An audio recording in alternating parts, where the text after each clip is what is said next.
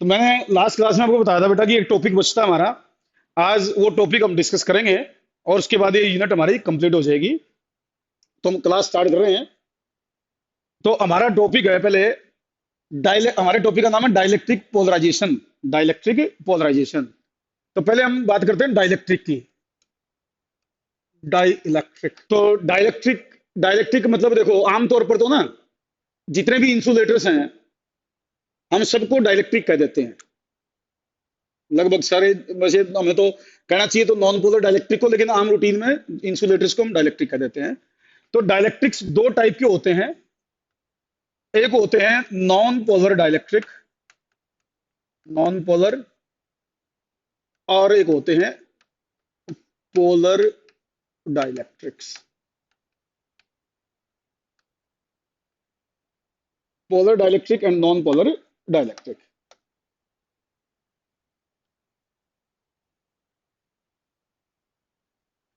तो पोलर और non polar dielectric क्या होते हैं भाई?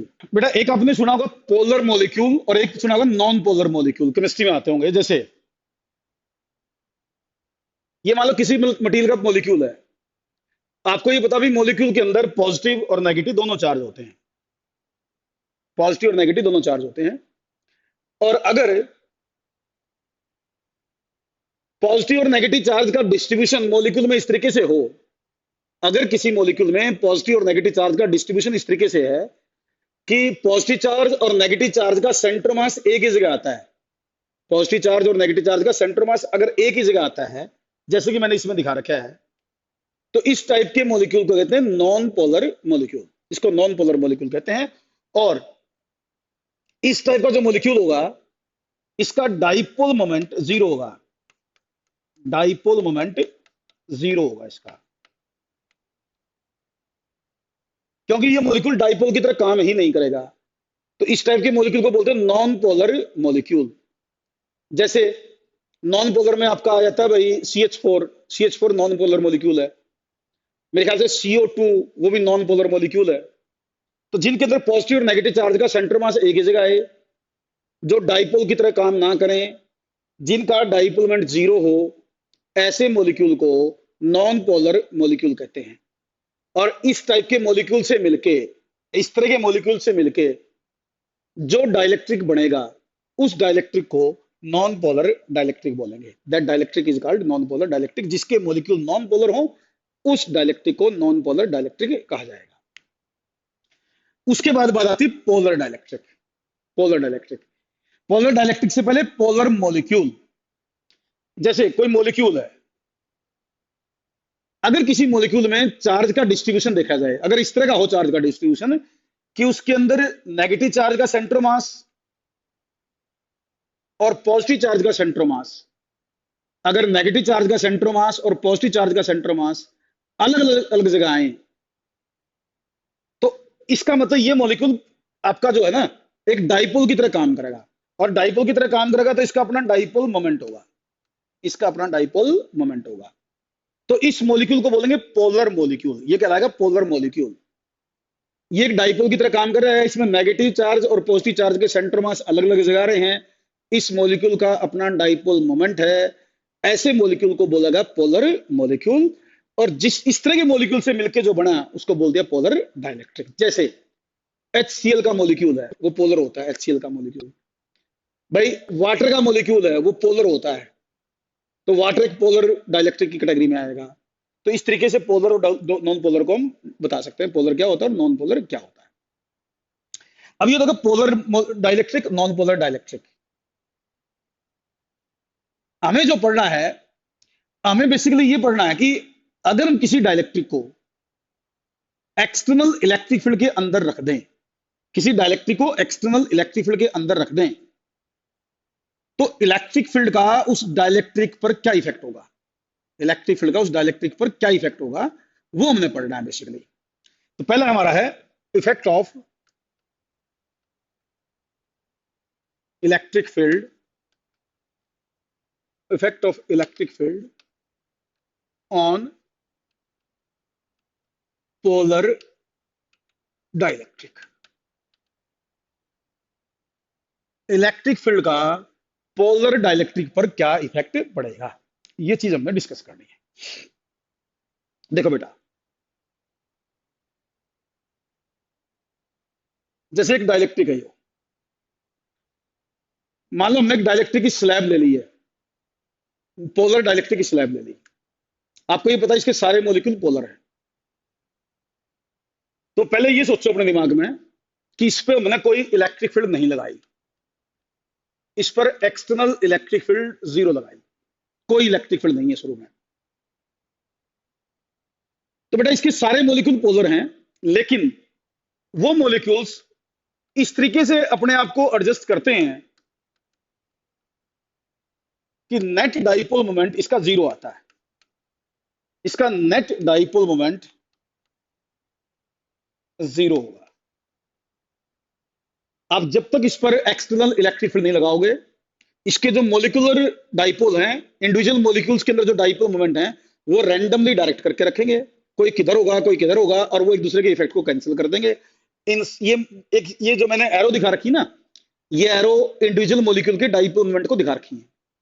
इंडिविजुअल मोलिक्यूल का जो डाइपोल मोमेंट है उसको रिप्रेजेंट करने के लिए एरो बना रखी है, और ये समझाने की कोशिश कर रखी है कि भाई इन सब का वेक्टर सम जीरो आएगा, ये रैंडमली डायरेक्टेड है, और पूरे स्पेसिमेन का, कंप्लीट स्पेसिमेन का डाइपोल मोमेंट जीरो होगा अगर हम इस पर कोई एक्सटर्नल इलेक्ट्रिक फील्ड अप्लाई ना करें तो।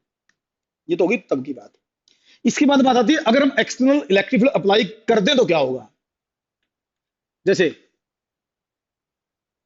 मान लो ये हमारा डाइलेक्ट्रिक है, इसके ऊपर हमने कुछ इलेक्ट्रिक फील्ड अप्लाई कर दी। इसको ये मत सोचना कि एक ही जगह इलेक्ट्रिक फील्ड है, पूरे पर है, समझाने के लिए एक एरो दिखा रखी है, पूरे के ऊपर इलेक्ट्रिक फील्ड लगा रखी है, ऐसे सोचो। मतलब ऐसे रीजन में रख दिया जहां इलेक्ट्रिक फील्ड थी, वहां ये डाइलेक्ट्रिक स्लैब हमने रख दी।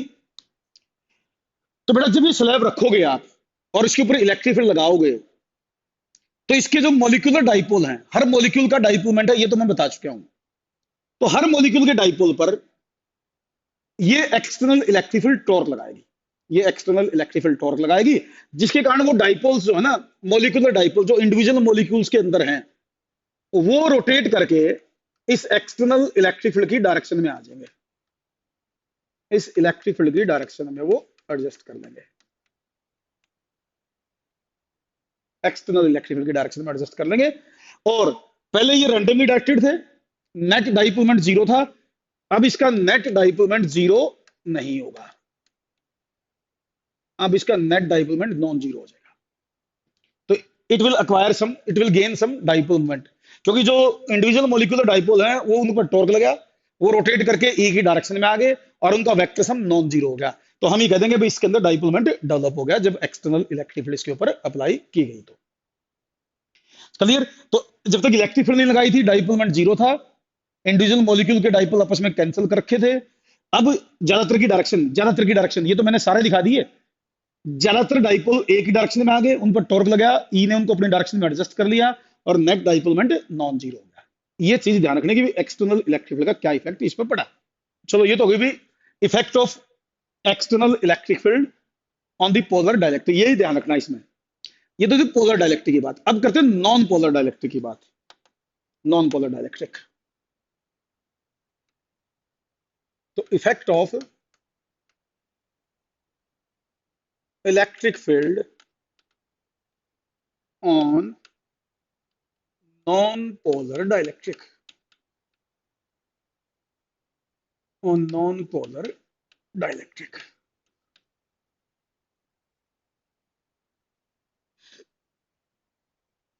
एक्सटर्नल इलेक्ट्रिक फील्ड का नॉन पोलर डाइलेक्ट्रिक पर क्या इफेक्ट होगा। देखो भाई इसको भी दो स्टेप में समझते हैं। ये मान लो नॉन पोलर डाइलेक्ट्रिक है, इसके ऊपर हमने कोई एक्सटर्नल इलेक्ट्रिक फील्ड नहीं लगा रखी, मान लो शुरू में कोई एक्सटर्नल इलेक्ट्रिक फील्ड हमने अप्लाई नहीं की। इसका नेट डाइपोल मोमेंट जीरो होगा। इसका नेट डाइपोल मोमेंट जीरो क्यों होगा, क्योंकि इसके तो किसी भी मॉलिक्यूल का डाइपोल मोमेंट है ही नहीं, इसके मॉलिक्यूल का किसी का कोई डाइपोल मोमेंट नहीं है, पूरे स्पेसिमेन का जीरो आ जाएगा। ठीक, कब तक, जब तक कोई एक्सटर्नल इलेक्ट्रिक फील्ड अप्लाई ना करो। उसके बाद मान लो हमने इस पर एक्सटर्नल इलेक्ट्रिक फील्ड अप्लाई कर दी, तो एक्सटर्नल इलेक्ट्रिक फील्ड अप्लाई करने से क्या इफेक्ट होगा, ये चीज हमने डिस्कस करनी है बेटा। जब आप इस पर एक्सटर्नल इलेक्ट्रिक फील्ड लगाओगे, तो मैं एक इंडिविजुअल मॉलिक्यूल का एग्जांपल ले रहा हूं, एग्जांपल लेके समझाता हूं। देखो, इसमें इस तरह के मॉलिक्यूल थे, इस तरह के मॉलिक्यूल थे इलेक्ट्रिक फील्ड लगाने से पहले, इलेक्ट्रिक फील्ड लगाने से पहले इस तरह के मॉलिक्यूल थे। आपने इस पर इलेक्ट्रिक फील्ड लगा दी। मैं एक मॉलिक्यूल का एग्जांपल ले रहा हूं, उससे समझा रहा हूं। जैसा मैं एक मॉलिक्यूल में समझाऊंगा वैसे ही सब मॉलिक्यूल में होगा, वैसे ही होगा सब मॉलिक्यूल्स में। तो जब इस पर इलेक्ट्रिक फील्ड लगाओगे, तो मॉलिक्यूल के अंदर जो पॉजिटिव और नेगेटिव चार्ज हैं, इलेक्ट्रिक फील्ड इसके ऊपर अपने डायरेक्शन में फोर्स लगाएगी, इसके ऊपर अपनी डायरेक्शन के अपोजिट फोर्स लगाएगी। इलेक्ट्रिक फील्ड के कारण मॉलिक्यूल के अंदर जो पॉजिटिव और नेगेटिव चार्ज हैं, उन पर फोर्सेज लगेंगे, एक पर इलेक्ट्रिक फील्ड की डायरेक्शन में, एक पर नेगेटिव पर इलेक्ट्रिक फील्ड के अपोजिट, जिसके कारण ये मॉलिक्यूल स्ट्रेच हो जाएगा, ये मॉलिक्यूल स्ट्रेच हो जाएगा जिसके कारण, इस फोर्स के कारण। और पॉजिटिव चार्ज एक तरफ शिफ्ट हो जाएगा, नेगेटिव चार्ज दूसरी तरफ शिफ्ट हो जाएगा। पॉजिटिव और नेगेटिव चार्ज अलग अलग शिफ्ट हो जाएंगे फोर्स के कारण। पॉजिटिव नेगेटिव चार्ज का पहले सेंटर मास एक जगह था, इलेक्ट्रिक फील्ड के कारण वो अलग अलग शिफ्ट हो गए। जब वो अलग अलग शिफ्ट हो गए, तो इसका अपना डाइपोल मोमेंट डेवलप हो गया, इसका डाइपोल मोमेंट डेवलप हो गया। और ये जो नॉन पोलर मॉलिक्यूल था, ये पोलर मॉलिक्यूल में कन्वर्ट हो गया। ये नॉन पोलर मॉलिक्यूल था, इलेक्ट्रिक फील्ड लगाने के बाद ये पोलर मॉलिक्यूल में कन्वर्ट हो गया। और इसी तरीके से जैसे एक मॉलिक्यूल में हमने समझाया, सारे मॉलिक्यूल इसी तरीके से पोलराइज हो जाएंगे। सारे मॉलिक्यूल्स में इसी तरह का अरेंजमेंट आपका क्रिएट हो जाएगा एक्सटर्नल इलेक्ट्रिक फील्ड लगाने के बाद। मैं ये कह सकता हूं कि एक नॉन पोलर डाइलेक्ट्रिक के मॉलिक्यूल एक्सटर्नल इलेक्ट्रिक फील्ड लगाने के बाद, एक नॉन पोलर डाइलेक्ट्रिक के मॉलिक्यूल एक्सटर्नल इलेक्ट्रिक फील्ड लगाने के बाद पोलर मॉलिक्यूल्स में कन्वर्ट हो जाएंगे। तो जो नॉन पोलर था वो पोलर मॉलिक्यूल बन जाएगा, और पूरा डाइलेक्ट्रिक भी जो नॉन पोलर था वो पोलर बन जाएगा। तो ये इसके अंदर इफेक्ट होगा, जिसको मैं समझाने के लिए एक अरेंजमेंट ले सकता हूं यहां, समझाने जस्ट समझाने के लिए मैं कुछ मॉलिक्यूल का एग्जांपल ले लेता हूं, कुछ मॉलिक्यूल्स का। मैं 3 मॉलिक्यूल का एग्जांपल लूंगा। मॉलिक्यूल 3 नहीं होते, मॉलिक्यूल तो गिने भी नहीं जा सकते, इतने होते हैं। मैं एग्जांपल के तौर पे 3 मॉलिक्यूल दिखाऊंगा अभी डायग्राम में। तो जैसे यो मॉलिक्यूल्स दिखाओ आप, इसमें कुछ इस तरह का अरेंजमेंट होगा भाई मॉलिक्यूल्स का।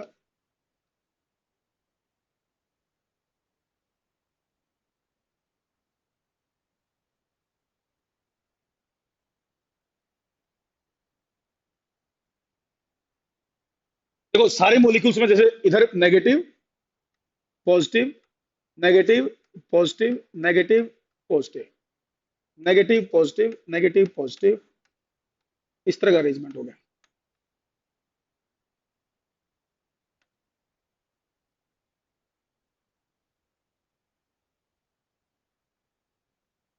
ये अरेंजमेंट हर एक मॉलिक्यूल में हो जाएगा इस तरह का। तो इसमें जो इफेक्ट पूछेगा ना, पहला इफेक्ट तो ये कहोगे आप कि जब आप एक नॉन पोलर डाइलेक्ट्रिक को एक्सटर्नल इलेक्ट्रिक फील्ड में रखोगे, तो वो पोलर डाइलेक्ट्रिक में कन्वर्ट हो जाएगा। एक नॉन पोलर डाइलेक्ट्रिक को एक्सटर्नल इलेक्ट्रिक फील्ड में रखोगे, तो वो पोलर डाइलेक्ट्रिक में कन्वर्ट हो जाएगा।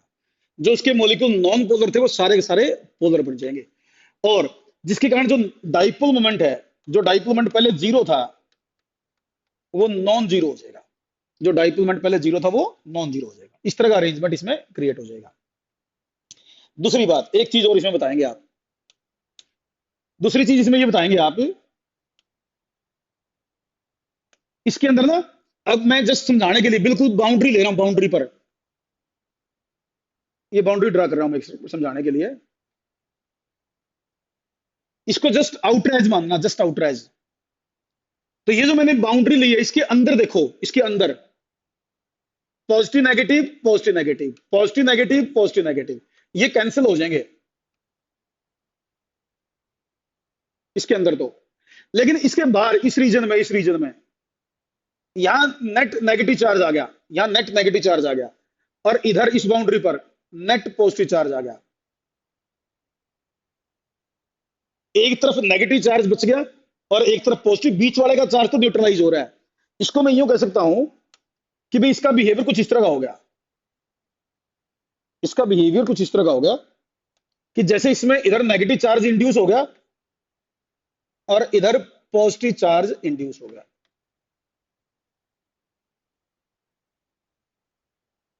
इस तरफ नेगेटिव चार्ज इंड्यूस होगा और इस तरफ पॉजिटिव चार्ज इंड्यूस होगा। क्लियर? तो इस तरीके से इसमें बताया जा सकता है नेगेटिव और पॉजिटिव चार्जेस डेवलप। दूसरा इफेक्ट क्या होगा कि एक नॉन पोलर डाइलेक्ट्रिक को एक्सटर्नल इलेक्ट्रिक फील्ड में रखोगे तो एक साइड नेगेटिव चार्ज इंड्यूस हो जाएगा और एक साइड पॉजिटिव चार्ज इंड्यूस हो जाएगा, ये हम कह सकते हैं इसके अंदर। और एक बात देखो, हमने इलेक्ट्रिक फील्ड इधर लगाई, हमने इधर इलेक्ट्रिक फील्ड लगाई, तो ये जो पॉजिटिव और नेगेटिव चार्ज होंगे इनके कारण एक इलेक्ट्रिक फील्ड इंड्यूस हो जाएगी।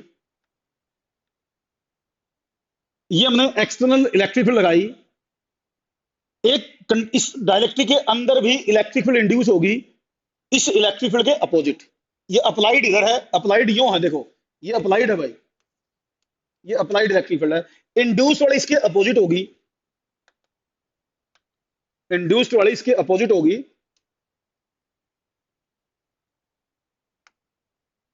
जिसके कारण इसके अंदर net electric field, net electric field जो होगी वो कम हो जाएगी, नेट इलेक्ट्रिक फील्ड कम हो जाएगी इसके अंदर, क्योंकि अप्लाइड इलेक्ट्रिक फील्ड के अपोजिट एक इलेक्ट्रिक फील्ड इसके अंदर इंड्यूस हो जाती है।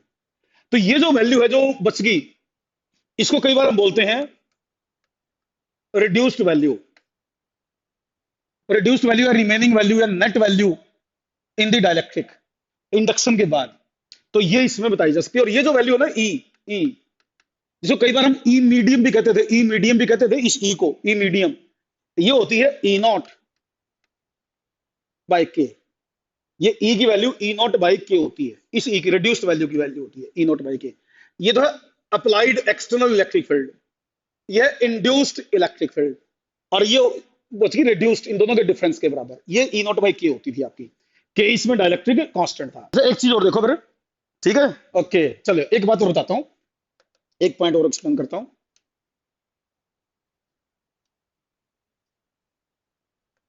बेटा देखो, जब अपने एक्सटर्नल इलेक्ट्रिक फील्ड लगाई थी तो मॉलिक्यूल के अंदर इधर जैसे नेगेटिव चार्ज आ गया था, इधर पॉजिटिव चार्ज आ गया था, तो इस मॉलिक्यूल के अंदर एक डाइपोल मोमेंट इंड्यूस हुआ था, डाइपोल मोमेंट इंड्यूस हुआ था। और ये जो इंड्यूस्ड डाइपोल मोमेंट है, induced dipole moment individual molecule के अंदर जो हुआ था, इंडिविजुअल मॉलिक्यूल के अंदर ये जो डाइपोल मोमेंट हर एक मॉलिक्यूल के अंदर इंड्यूस हुआ, that is equal to Q into X. X मैं इसको बोल देता हूं, ये क्यू इंटू एक्स। हर मॉलिक्यूल के अंदर जो डाइपोल मोमेंट इंड्यूस हुआ क्यू इंटू एक्स लिखा जा सकता है, dipole moment induced in each molecule. और ये जो डाइपोल मोमेंट इंड्यूस होगा that is proportional to external electric field. ये जो डाइपोल मोमेंट हर एक मॉलिक्यूल के अंदर इंड्यूस होगा वो जितनी ज्यादा एक्सटर्नल इलेक्ट्रिक फील्ड आप लगाओगे उतना ज्यादा होगा। अगर मैं एक्सटर्नल इलेक्ट्रिक फील्ड ज्यादा लगाऊंगा तो पी ज्यादा इंड्यूस होगा, कम लगाऊंगा तो कम इंड्यूस होगा। तो ये पी एक मॉलिक्यूल का डाइपोल मोमेंट है जो ई नॉट के डायरेक्टली प्रोपोर्शनल है, और इसको मैं कह सकता हूं that is equal to alpha epsilon naught E naught. ये मैं लिख सकता हूं, एक इक्वेशन है ये, P is equal to alpha E naught epsilon naught E naught. Epsilon naught आपको पता है, ई नॉट आपको पता है, ये अल्फा आपके लिए नया सिंबल है अल्फा। ये जो है इसको बोलते हैं एटॉमिक या मॉलिक्यूलर पोलराइजेबिलिटी, पोलराइजेबिलिटी ऐसे कुछ स्पेलिंग होते हुए, एटॉमिक पोलराइजेबिलिटी, एटॉमिक या मॉलिक्यूलर पोलराइजेबिलिटी बोलते हैं भाई इसको। पोलर से पोलराइजेबिलिटी आई, पोलर से पोलराइजेबिलिटी, पोलराइजेबिलिटी शायद इसमें हाँ यही आएगा, polarisability Z I, Z I atomic polarisability. इसके जो डायमेंशन है ना एटॉमिक पोलराइजेबिलिटी के, इसके यूनिट वॉल्यूम वाली होती हैं, मीटर क्यूब इसकी यूनिट होती है, एटॉमिक लेवल पर मेजर किया जाता है। वैसे बहुत छोटी वैल्यू होती है इसकी एटॉमिक लेवल पर, तो इसको एटॉमिक पोलराइजेबिलिटी कहते हैं। तो ये एक फार्मूला है जो ध्यान रखना पड़ेगा आपको, ये फार्मूला ध्यान रखना पड़ेगा आपको। एटॉमिक पोलराइजेबिलिटी के साथ डाइपोल मोमेंट का relation, dipole moment induced in each molecule, dipole moment induced in each molecule का ये फार्मूला है जो ध्यान रखना है आप लोगों को। इसी में एक चीज और है, इसी में एक चीज और है, देखो एक चीज देखो आप, जैसे आपने बोला भाई ये आपका डाइलेक्ट्रिक था, इसके अंदर इधर नेगेटिव चार्ज इंड्यूस हो गया, इधर पॉजिटिव चार्ज इंड्यूस हो गया। मान लो ये induce charge minus Q I है, ये प्लस क्यू आई है, ये induce charge minus Q I है, ये induce charge plus Q I है। ये मान लो इसकी थिकनेस डी है, थिकनेस इसकी डी है। तो बेटा टोटल डाइपोल मोमेंट कितना होगा? Total dipole moment, total dipole moment मैं उसको कैपिटल पी से लिख रहा हूं, कैपिटल पी से। मेरे ख्याल से वो होगा Q I into D, Q I into D. Q I का मतलब इंड्यूस चार्जेस, इंड्यूस चार्जेस। और पूरे स्पेसिमेन के अंदर जो डाइपोल मोमेंट आया वो मैंने पी लिख लिया। अब इसको मैं लिखूंगा डाइपोल मोमेंट, मुझे चाहिए dipole moment per unit volume. एक क्वांटिटी होती है dipole moment per unit volume, वो होगी भाई total dipole moment by volume. Volume होगा ए इंटू डी, ए इंटू डी, ए एरिया, ए एरिया, डी से मल्टीप्लाई करो वॉल्यूम बन गया, डी से डी कट गया। तो ये जो dipole moment per unit volume है, dipole moment per unit volume, इसको कई बार बोलते हैं dipole moment density, dipole moment density, या इसी का दूसरा नाम है, इसी का दूसरा नाम है, इसी का polarisation vector, polarisation vector, polarisation vector भी कह देते हैं और डाइपोल मोमेंट डेंसिटी भी कह देते हैं इसको। तो इसको भी कैपिटल पी से मैं रिप्रेजेंट कर रहा हूं। तो ये देखो क्यू आई बाय ए के बराबर है ये वैल्यू, पोलराइजेशन वेक्टर या डाइपोल मोमेंट डेंसिटी। ये देखो ये क्या चीज है? Charge by area. तो चार्ज बाय एरिया का मतलब है सिग्मा आई, ये है इंड्यूस चार्ज, ये इंड्यूस चार्ज, ये area, induce charge by area. तो ये होगी induce charge density, induce charge density, induced charge density, इसको ये कह सकते हैं आप, इंड्यूस चार्ज डेंसिटी।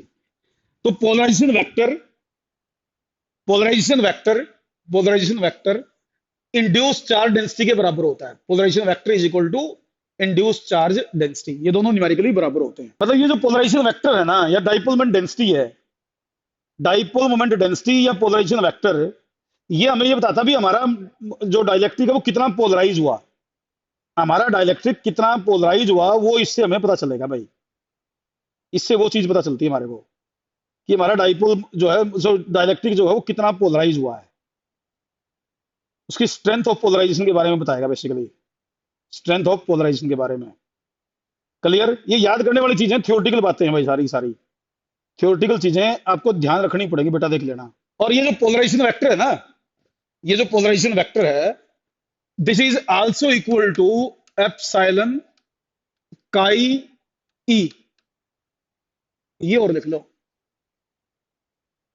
दिस ये पोलराइजेशन वेक्टर है, polarisation vector is equal to epsilon chi. देखो काई, इस सिंबल का नाम है काई, कुछ यूं बना दिया मैंने, सी एच आई, काई, काई पढ़ते हैं इसको। तो this polarisation vector is equal to epsilon chi E, इसके बराबर भी होता है। काई की का नाम होता है इलेक्ट्रिकल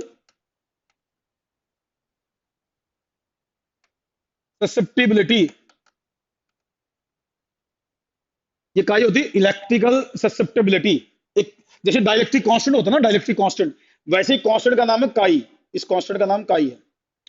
और ये कहलाती है इलेक्ट्रिकल ससेप्टिबिलिटी, इलेक्ट्रिकल ससेप्टिबिलिटी, ये इस सिंबल का नाम है।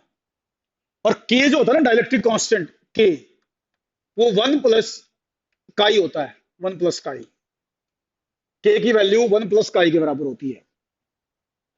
1 plus chi is equal to dielectric constant, ये याद करना है आप लोगों को बेटा, हाँ याद करना है। ये डेरिवेशन भी है इसकी, ऐसा नहीं कि इसकी डेरिवेशन, लेकिन डेरिवेशन काम की नहीं है, बोर्ड में नहीं है, ये बोर्ड में नहीं है, तो इसकी वैल्यू मतलब याद कर दो आप। अच्छा, जो जैसे डाइलेक्ट्रिक कांस्टेंट सबका अपना अपना अलग अलग होता है, डाइलेक्ट्रिक कांस्टेंट सबका अपना अपना अलग है, तो काई भी सबका अलग अलग है। जैसे वैक्यूम के लिए, वैक्यूम के लिए,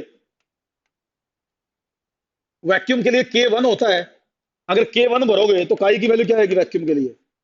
काई की वैल्यू वैक्यूम के लिए 0 होगी। बाकी हर मीडियम का काई अपना अपना अलग अलग होगा, यहां से निकाल सकते हो, सबका अपना अपना अलग अलग के होगा और सबका अपना अपना काई एम की वैल्यू होगी। ये इलेक्ट्रिकल प्रॉपर्टी जैसे ये क्या बताता है हमारे को, आपको ये क्या बताता है, हमें ये बताता है भी किसकी इलेक्ट्रिकल प्रॉपर्टी कैसी है, एक्सटर्नल इलेक्ट्रिक फील्ड में रखने के बाद क्या इफेक्ट पड़ेगा, वो हमें के से पता चलता है, वही चीज हमें काई से पता चलेगी। तो के के साथ रिलेटेड है, तो जिस जो इन्फॉर्मेशन हमें के से मिलती है वही इन्फॉर्मेशन हमें काई से मिलती है। अच्छा देखो एक चीज सुनो एक बार, जैसे आपने कहा एक मॉलिक्यूल है ये, इसके ऊपर आपने इलेक्ट्रिक फील्ड लगाई, तो इसमें पॉजिटिव और नेगेटिव चार्ज को फोर्स ही लगे, इस पे फोर्स इधर लगा, इस पे फोर्स इधर लगा, मॉलिक्यूल स्ट्रेच हो गया, मॉलिक्यूल स्ट्रेच हो गया। तो अगर आप ये इलेक्ट्रिक फील्ड बढ़ाते जाओ, अगर आप ये इलेक्ट्रिक फील्ड बढ़ाते जाओ तो मॉलिक्यूल ज्यादा ज्यादा स्ट्रेच होता जाएगा, मॉलिक्यूल ज्यादा ज्यादा स्ट्रेच होता जाएगा, क्योंकि फोर्स बढ़ते जाएंगे, फोर्स बढ़ते जाएंगे, जितना ज्यादा आप इलेक्ट्रिक फील्ड बढ़ाओगे उतना फोर्स बढ़ता जाएगा और मॉलिक्यूल स्ट्रेच होता जाएगा। अगर मैं इलेक्ट्रिक फील्ड ऐसे बढ़ाता जाऊं, इलेक्ट्रिक फील्ड ऐसे बढ़ाता जाऊं तो फोर्स बढ़ते जाएंगे, फोर्स बढ़ते जाएंगे तो एक लिमिट से ज्यादा, अगर मैं एक लिमिट से ज्यादा इलेक्ट्रिक फील्ड लगा दूं तो मॉलिक्यूल टूट जाएगा, मॉलिक्यूल बीच से टूट जाएगा। तो इसका मतलब कोई भी जो डाइलेक्ट्रिक है, कोई भी डाइलेक्ट्रिक एक लिमिट तक इलेक्ट्रिक फील्ड को टॉलरेट कर सकता है। अगर आप किसी डाइलेक्ट्रिक पर एक लिमिट से ज्यादा एक्सटर्नल इलेक्ट्रिक फील्ड लगाते हो तो उसके मॉलिक्यूल्स में ब्रेकडाउन हो जाता है, उसके मॉलिक्यूल्स टूट जाते हैं, और जितनी मैक्सिमम इलेक्ट्रिक फील्ड आप लगा सकते हो उसको हम कहते हैं डाइलेक्ट्रिक स्ट्रेंथ, डाइलेक्ट्रिक स्ट्रेंथ कहते हैं उसे, dielectric strength. Maximum electric field जो हम लगा सकते हैं, the maximum electric field that a dielectric medium can tolerate without electric breakdown, definition तो ये बनेगी ना, the maximum electric field which a dielectric can tolerate without electric breakdown is called dielectric strength। Electric field की वो maximum value जो dielectric पर apply की जा सकती है ताकि उसके मॉलिक्यूल टूटे ना, उसके मॉलिक्यूल में इलेक्ट्रिक ब्रेकडाउन ना हो, वो जो मैक्सिमम इलेक्ट्रिक फील्ड किसी चीज पर लगाई जा सकती है वो उसकी डाइलेक्ट्रिक स्ट्रेंथ कहलाती है। कोई मटेरियल कम वैल्यू पे टूट जाता है, कोई मटेरियल, किसी के मॉलिक्यूल जल्दी टूट जाएंगे, किसी के मॉलिक्यूल ज्यादा इलेक्ट्रिक फील्ड पे टूटेंगे। तो इलेक्ट्रिक फील्ड की जो डाइलेक्ट्रिक स्ट्रेंथ है किसी की कम होती है, किसी की ज्यादा होती है। तो डाइलेक्ट्रिक स्ट्रेंथ सबकी अपनी अपनी अलग अलग होती है, डाइलेक्ट्रिक स्ट्रेंथ सेम नहीं होती, सबकी अपनी अपनी अलग अलग होगी, मटेरियल टू मटेरियल वेरी करेगा। वैसे ना देखो,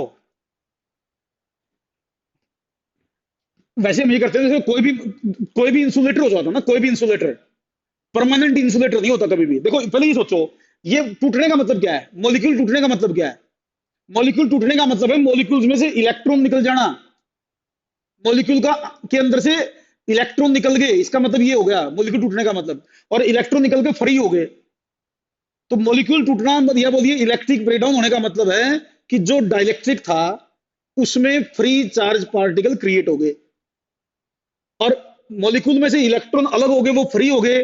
तो इसका मतलब जो मटेरियल था वो कंडक्टर बन गया, जो इंसुलेटर था वो कंडक्टर बन गया भाई। तो इलेक्ट्रिक ब्रेकडाउन, इससे ज्यादा इलेक्ट्रिक फील्ड लगा दी ना, इससे ज्यादा इलेक्ट्रिक फील्ड लगा दी तो मटेरियल जो नॉन कंडक्टिंग था वो कंडक्टिंग बन जाएगा, उसमें इलेक्ट्रॉन फ्री हो जाएंगे और वो freely with in the material घूमेंगे और जिसके कारण उसके अंदर कंडक्शन स्टार्ट हो जाएगा। तो कई बार इसको यूं भी कहते हैं कि भाई डाइलेक्ट्रिक स्ट्रेंथ का मतलब है, डाइलेक्ट्रिक स्ट्रेंथ का मतलब है वो maximum electric field, dielectric strength का मतलब है वो मैक्सिमम इलेक्ट्रिक फील्ड जिस इलेक्ट्रिक फील्ड तक कोई डाइलेक्ट्रिक अपने इंसुलेटिंग प्रॉपर्टी को बचा के रखेगा, जिस इलेक्ट्रिक फील्ड तक उसकी इंसुलेटिंग प्रॉपर्टी बची रहेंगी। इससे ज्यादा इलेक्ट्रिक फील्ड लगाने के बाद उसकी इंसुलेटिंग प्रॉपर्टी खत्म हो जाएंगी, मतलब वो कंडक्टर बन जाएगा, उसके अंदर फ्री चार्ज कैरियर क्रिएट हो जाएंगे, मतलब उसके मॉलिक्यूल टूट जाएंगे, मतलब उसके मॉलिक्यूल्स में से इलेक्ट्रॉन अलग हो जाएंगे।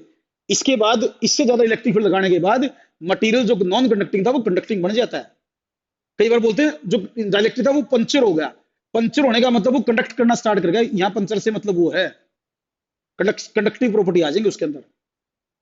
हाँ, कोई आपसे पूछे ना, कोई अगर आपसे पूछे कि क्या कोई डाइलेक्ट्रिक परमानेंट डाइलेक्ट्रिक होता है या कोई इंसुलेटर परमानेंट इंसुलेटर होता है, आप कहेंगे नहीं जी, कोई भी परमानेंट इंसुलेटर नहीं होता। अगर आप किसी मटेरियल पर डाइलेक्ट्रिक स्ट्रेंथ से ज्यादा इलेक्ट्रिक फील्ड लगा दो ना तो वो कंडक्टर बन जाएगा। कोई जैसे रबड़ है, प्लास्टिक, कोई भी चीज हो, हर एक की अपनी डाइलेक्ट्रिक स्ट्रेंथ है। डाइलेक्ट्रिक स्ट्रेंथ से ज्यादा इलेक्ट्रिक फील्ड लगाओ वो नॉन कंडक्टर कंडक्टर बन जाता है। तो हर मटेरियल कंडक्ट कर सकता है, लेकिन किस लिमिट में कंडक्ट करेगा वो अलग बात है। एक ये छोटा पॉइंट बता देता हूँ, छोटा पॉइंट और बता देता हूँ। देखो एक बार,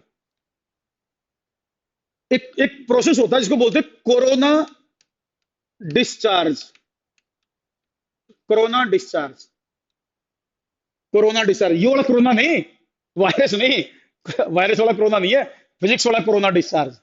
कोरोना डिस्चार्ज एक प्रोसेस है फिजिक्स में, कोरोना डिस्चार्ज। जैसे हमारे पास एक पॉइंटेड कंडक्टर है, मान लो ये मान लो कोई कंडक्टर है, इसका एक सिरा बहुत पॉइंटेड है, तो एक सिरा पॉइंटेड है। तो बेटा हमने आपको ये बता दिया शुरू में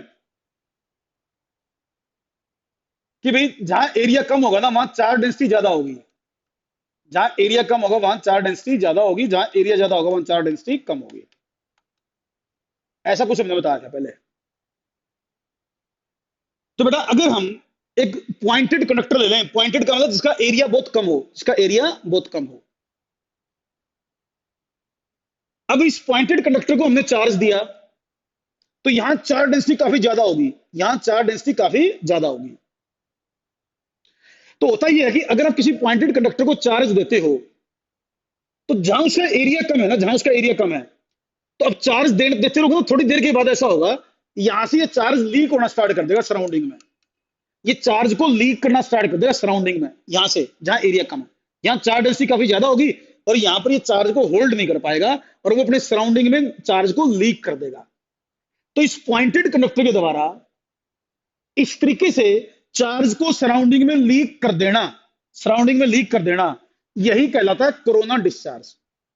इसको कोरोना डिस्चार्ज कहते हैं। पॉइंटेड कंडक्टर में बहुत जल्दी हो जाता है।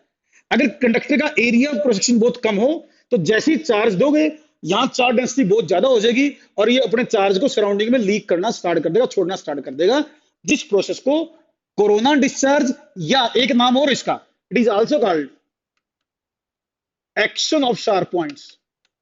It is also called action of sharp points. इसको एक्शन ऑफ शार्प पॉइंट्स भी कहते हैं।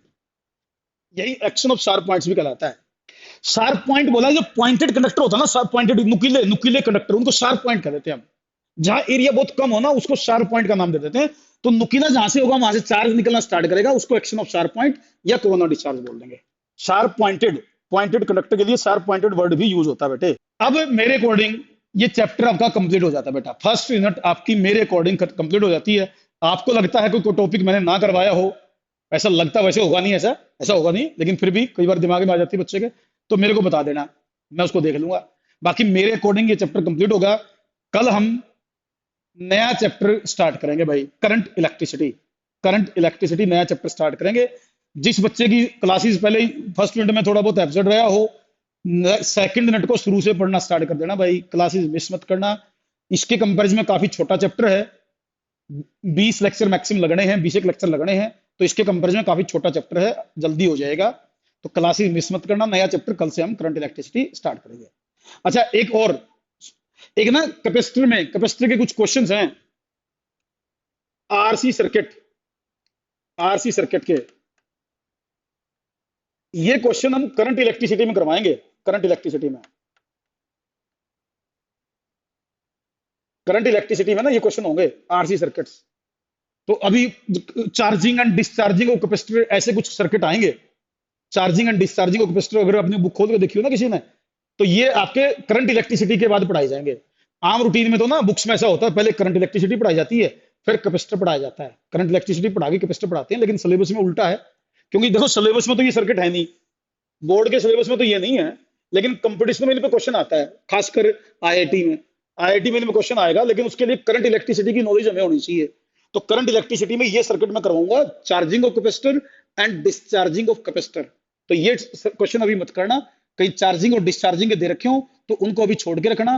करंट इलेक्ट्रिसिटी में करवाने के बाद ये हो जाएंगे आपके। ये केवल आईआईटी एडवांस वालों के लिए है। यस, वो सारे क्वेश्चन ना सेकंड यूनिट के हैं, केवीएल के थे, केवीएल के जरूर होंगे। किरचॉफ्स लॉ, किरचॉफ्स लॉ भी तो सेकंड यूनिट में आते हैं ना। आप किसी कंपटीशन की बुक में देखोगे ना, आमतौर पर पहले करंट इलेक्ट्रिसिटी का चैप्टर होता है और फिर कैपेसिटर का चैप्टर होता है, ताकि कुछ क्वेश्चन छोड़ने ना पड़े। जैसे मैंने अभी कह दिया आपको कि भाई ये वाला क्वेश्चन मैं बाद में करवाऊंगा, क्योंकि इसके लिए करंट इलेक्ट्रिसिटी की नॉलेज होनी चाहिए। केवीएल है, जैसे केवीएल, किरचॉफ्स वोल्टेज लॉ, ये तब होंगे क्वेश्चन जब आप करंट इलेक्ट्रिसिटी पढ़ लोगे, तो ये सारे क्वेश्चन करंट इलेक्ट्रिसिटी होने के बाद हो सकते हैं। उसको पहले पूरा डिस्कस करेंगे, उसके बाद ही क्वेश्चन छोटे लगेंगे आपको। अब आपको दिक्कत आई करने में, सब करवाया जाएगा, चिंता ना करो।